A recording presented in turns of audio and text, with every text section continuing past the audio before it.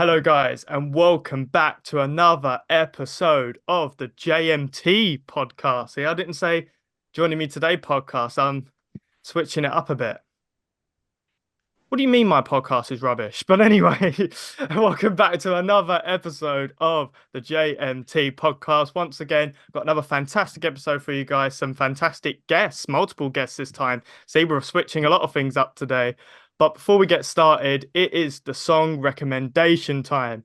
And today on the show, on this episode, I'm going to be recommending the song Swing by Ellie Dixon. It is a fantastic pop song. I only found out about it like a month ago or so and stuff like that. And it's funny, it's one of those songs where probably like growing up I'd be like, I wouldn't be into kind of very female sort of pop sort of songs, and then I got into Paramore, so you can tell by the jacket, and then from then I've always kind of been a lot more into sort of like female sort of like rock and pop stuff alongside my sort of male sort of pop and rock interests. And this song's a really good song. It was a song that she wrote about sort of going against haters and stuff she'd got when she'd blown up on TikTok and all that. And it's quite sort of interesting. It's that kind of indie pop kind of vibe, sort of a bit of I don't, like I've said before, I'm not the great at describing stuff, music, whatever. It's that kind of bit kind of synthy, kind of implementing all those kind of sort of elements together and stuff, and comes together to make a really good indie pop song and stuff like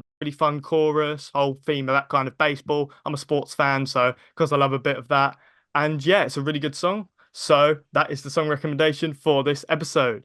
But anyway, into the main portion of this episode, joining me today.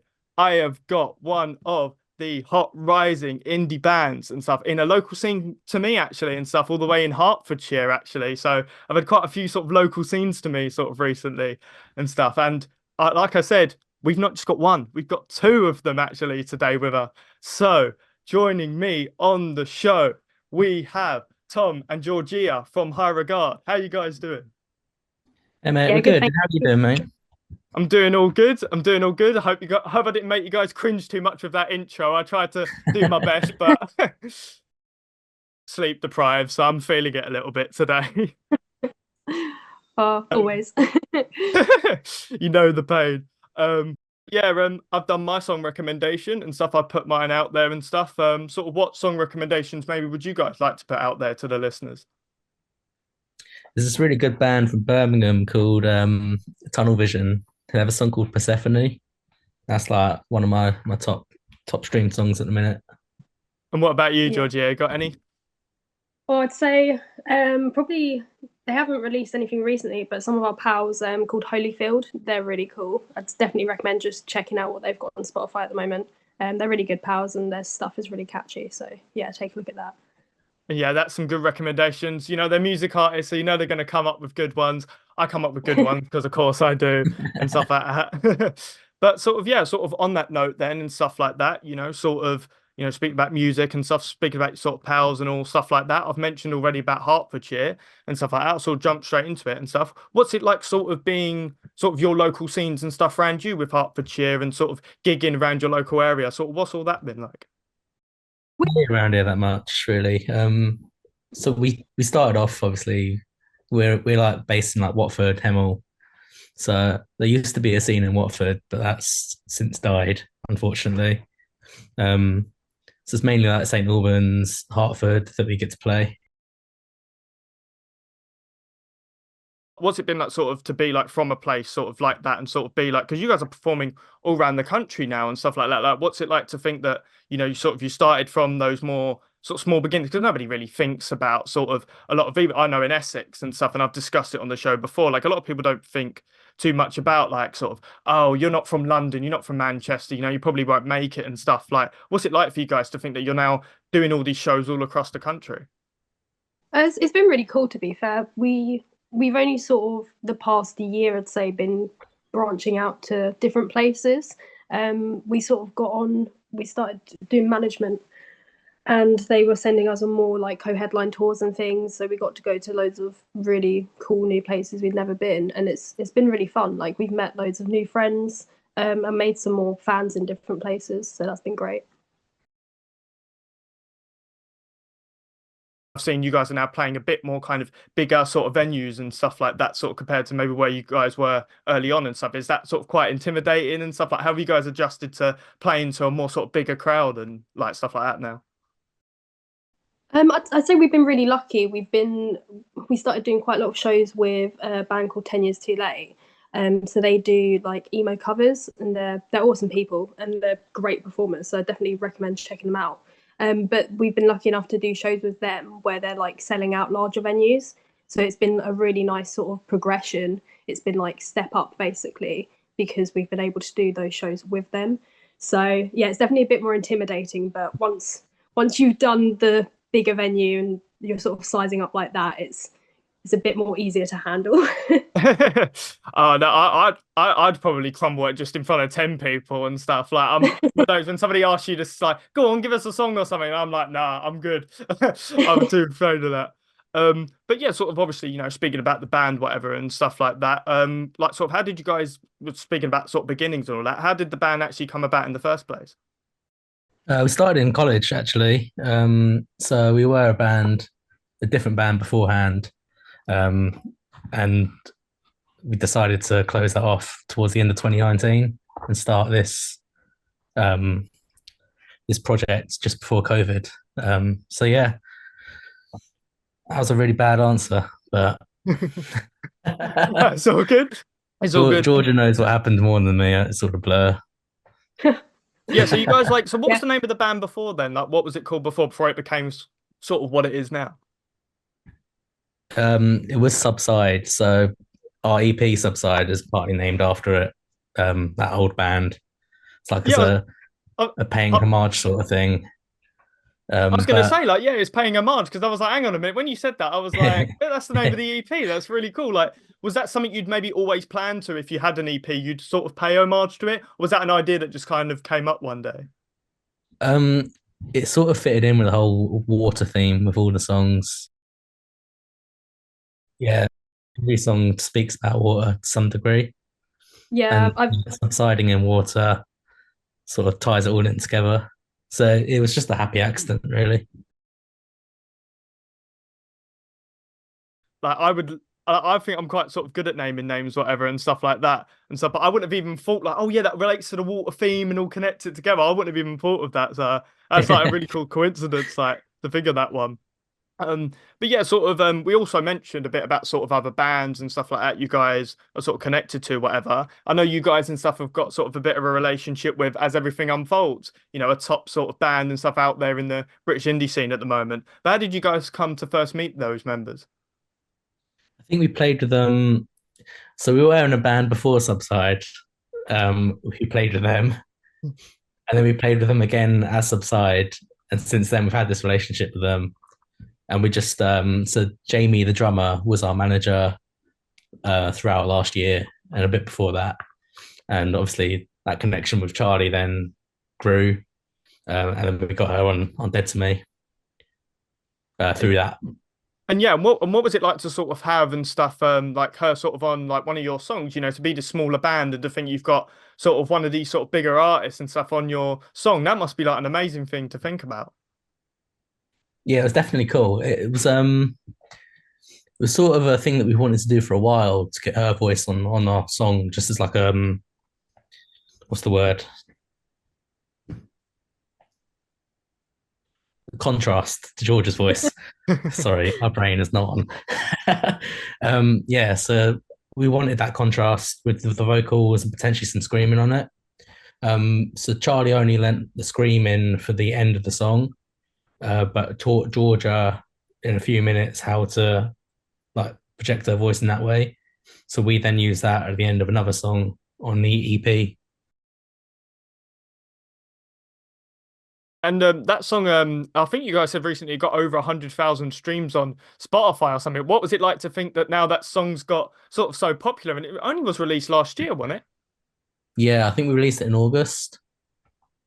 Yeah, it's been mad. There's been a lot of growth on like TikTok, and through that, Spotify pushed it out on their like weekly Discover thing a few times.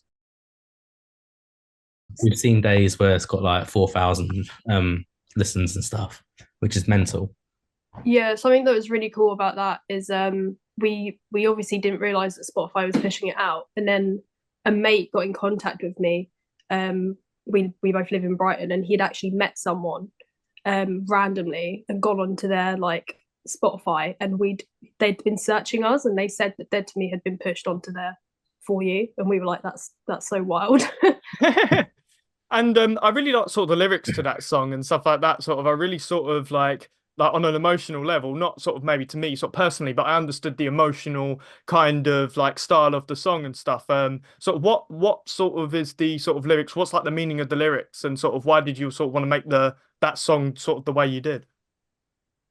Um, it was a song that kind of happened quite quickly. I was sort of going for a bit of a rough time. I was back at my parents and my acoustic guitar's there. And it was just sort of like it happened the way that I got into writing music, which was a way to like express yourself, obviously, emotionally.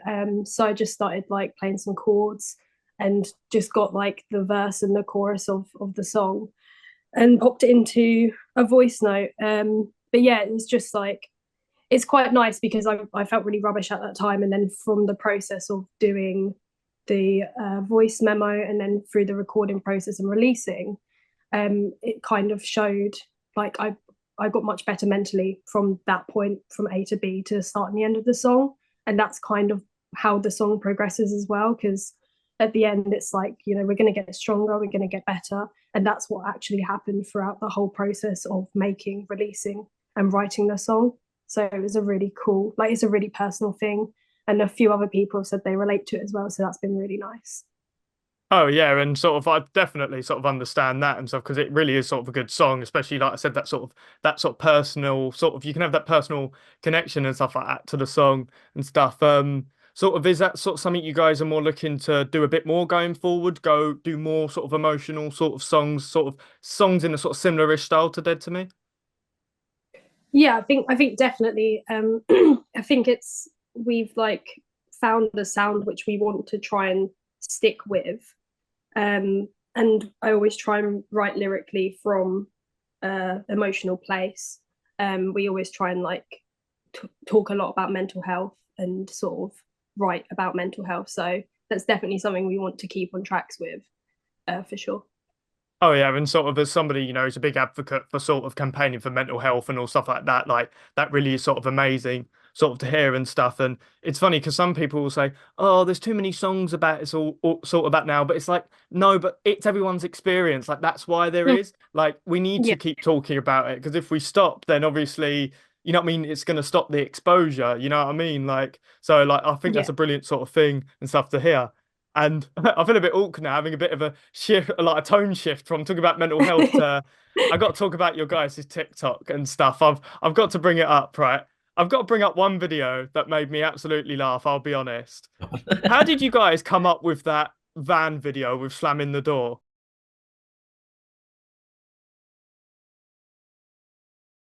I think you guys know which one I'm talking about. Come on, you got to explain to me how did that one come Oh about? no. That was Matt's idea. I think he saw what was it? I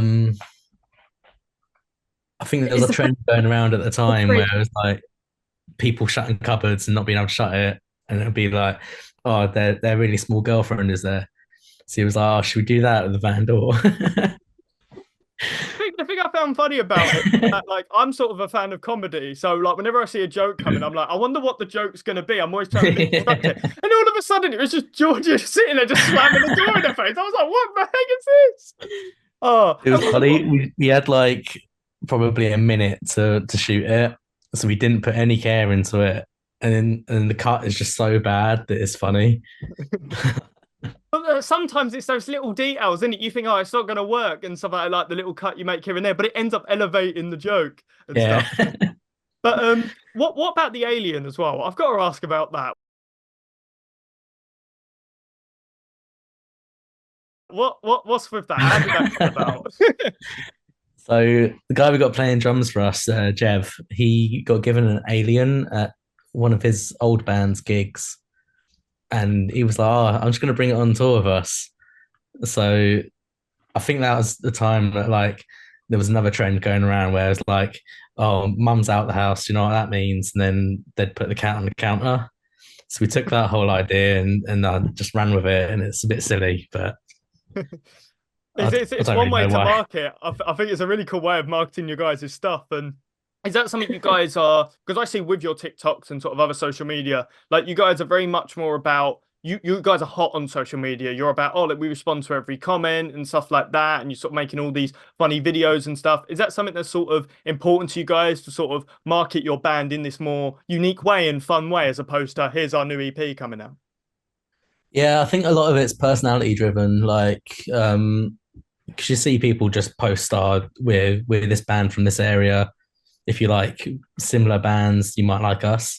It's like I don't see that and care that much, but I'll see a band like say South Arcade. They'll post something with personality and something that you can relate to, and it's like okay, I'll check them out.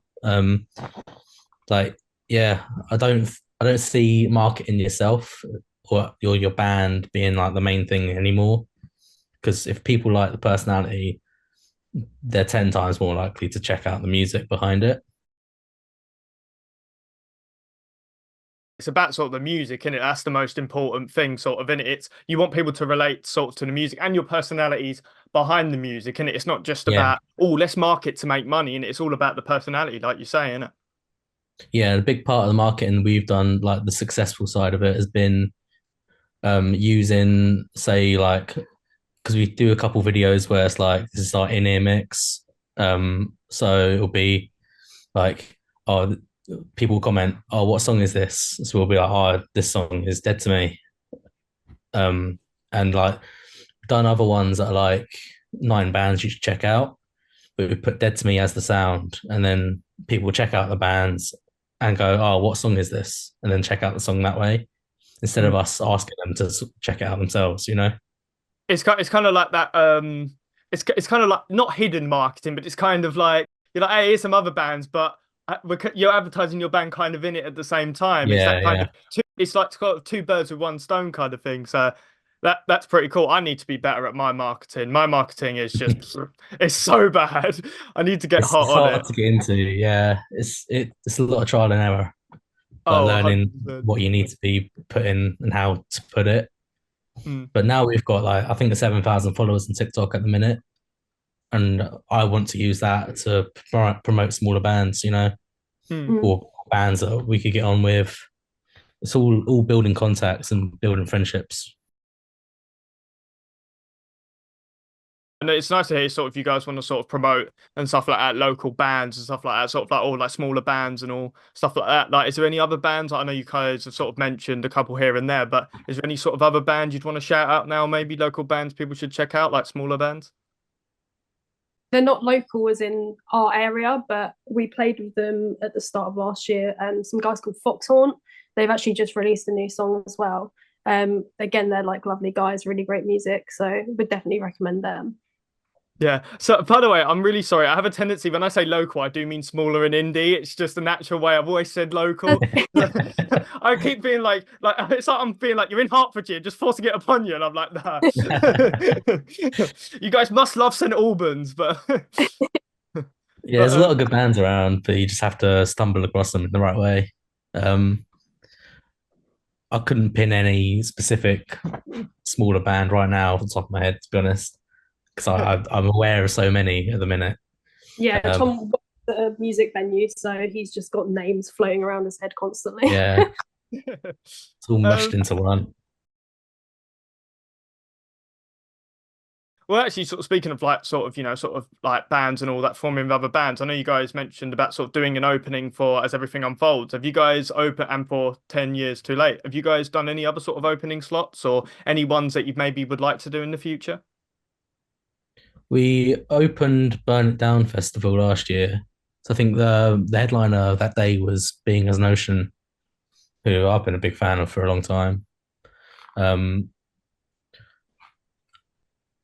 don't think we have anything announced at the minute, but there's some stuff that we're working on, which could be cool if it comes through.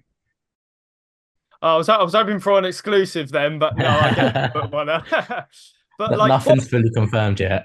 But what must it? Because I've discussed it on a previous episode with a previous guest where he was saying sort of about like how sort of crazy it was to sort of a band that sort of he loved even like sort of I think he said growing up and to suddenly sort of perform with them and stuff. And it's kind of going back to that as everything unfolds thing. Like, what must it be that you guys are now like performing with people and now they sort of know who you are and they know your music. Like, what must that whole experience be? It must be crazy. Yeah, it's cool. I'm really happy with like how we've grown in the past year through everything we've done. But going back to the question, like it's intimidating in a way because like obviously we've got the show tomorrow with Josh Franceschi from Yumi at Six, and I've been a fan of them for about 18 years. I'm nervous, but it's also like me 10 years ago find it so cool, you know. And I've got to say it. I know it's really unfortunate timing. What are your guys' reactions to the Yumi at Six news? Very Big sad. sad. Big sad. Yeah, we it's actually quite funny because we've played with quite a few bands recently, right? And they tend to split up after we've played with them. And it's just obviously like a coincidental thing that keeps happening. But when we saw the news was announced that Yumi at Six was splitting up, I was like, oh no. I was like, Tom, we've done it again. Like we've killed another band. But no, genuinely, like, yeah, quite sad that they're splitting up. Yeah, this Yeah. better not be the last episode of my podcast. I hope I'm not part of this curse. I hope it's just band related. This way my channel's gonna accidentally get deleted, it's gonna glitch out. Oh no, don't. Sort of going back to speaking about EPs and sort of all stuff like that. Speaking a little bit about future plans. Anything you guys can say about maybe what you got planned in the future? Maybe a upcoming EP? We've actually been recording couple weeks ago, so we have something in the works. It's not quite where we want it yet. I think after Dead to Me we really want to focus and make sure that what we're putting out is like we're confident in it. So we don't want to, I mean, we're not on any time pressures because we're not with a label or anything, so we want to take our time. We want to make sure everything's really good before we release it. But yeah, there will definitely be some music this year anyway. Oh, that's really brilliant to hear and stuff. Any plans? Maybe sort of what sort of be the plan in terms of would you ever want to guys ever want to do an album maybe in a few years, or you're just going to be like we'll see how things go? Any sort of because obviously albums are a lot more of an undertaking and all that. So any plans for that in the future? I think with albums, I mean, we're quite happy releasing songs as sort of like singles. And I think even if we did an album, we'd probably still want to do that kind of process, which I think is basically what Bring Me have done with their album as well.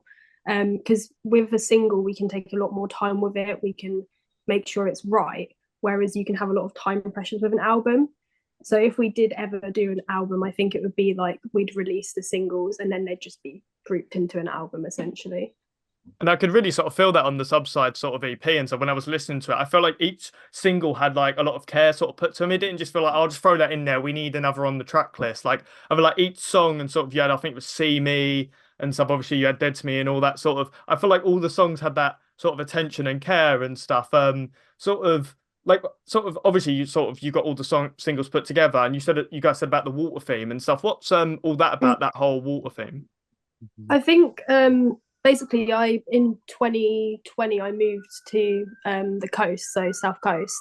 So I live near the sea basically. So I go there quite a lot if I'm feeling any particular way, and it's just I find it really calming to just like look out to the ocean and things, and I've always been like drawn to the ocean, so that's helped a lot with like metaphors to explain certain feelings and things. So that's probably where the water theme really came from, to be honest. But yeah, like we like focusing on our songs individually, because I know with an album as well you can get the saying all filler no killer, and I don't want to release something which is just sort of for the sake of releasing, really. Oh, that's like sort of brilliant and stuff. And I really relate to that thing about sort of being by the seaside because I actually live and stuff on the Essex coast, so I can kind of connect with that. So, and I get that thing. It's hard to explain, but it's just like when you're sort of in that seaside atmosphere, it's just different. You know what I mean? It's that kind of, you feel like the world's out there in a weird way. I don't know how to explain it, but it is. So I kind of get what you guys mean. But but yeah, sort of, we've had some really good questions here and stuff like that. We've asked a lot of good stuff. Fortunately, come to the sort of final question and stuff like that for you guys and stuff. I end this with every sort of podcast episode, and so I'll put it out to both of you guys. What is the most important piece of advice you would give, let's say, to someone like me? What's the most important piece of advice like you could give? I'd say always just be nice to people. Sort of always be humble. Like it's just good to be nice to people. You never know where people are going to end up or like what relationship you'll need with them, but it's also just like being decent. Like people will be more likely to recommend you or want to do things with you if you're just like a good person. So yeah, always be nice, stay humble, that kind of thing. No, that was so like heartwarming, sweet. I always like the wholesome answers and all that and stuff. What about you, Tom? Got any sort of piece of advice? Um, Never give up. Yeah, 3 words, brilliant. You know what? I like that one because it was so simple and stuff. So that's brilliant. This has been another fantastic sort of episode and stuff of the show and stuff. Before we go, anything you want to shout out in terms of your own projects? Maybe give a proper formal shout out to your EPs and your music or any gigs you got coming up? We've just started a Discord server. We've got a really nice community going in there. So it's a weird place, but a very nice place to be. Good place to hang out. Lovely people. I don't actually know what's booked in and what isn't confirmed yet. Um, Just, but just keep an eye on this space, basically. Just yeah, keep an eye on sort of your socials and all that. I think that's the good sort of rule of thumb. yeah, all of our ticket links go up on our link tree. So anything to do with us is on there. And that's brilliant. And if you guys can check these guys' stuff out and stuff, they're doing really good stuff. And I know they're going to be going to far places in the future. I know that for sure. But anyway, this has been another fantastic episode and stuff. I hope you guys enjoyed this episode. See you guys next time. Peace out.